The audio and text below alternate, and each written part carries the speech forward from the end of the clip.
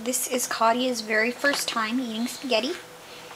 She has it kind of all over the place. She has a little bit of sauce and a little bit of meatball. She already ate some of the meatball and she really liked it. She likes spaghetti too. She's not sure how to get it into her mouth though. I've been giving her little pieces, but I'm going to see if she can figure it out on her own.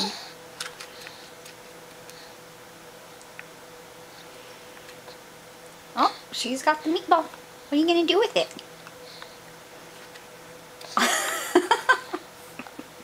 Are you going to keep it there for safekeeping?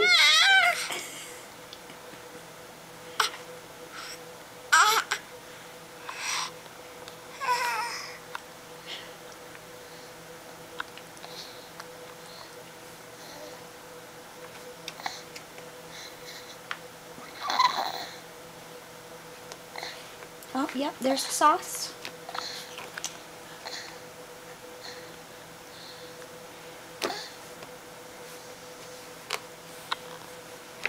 She's a good little eater.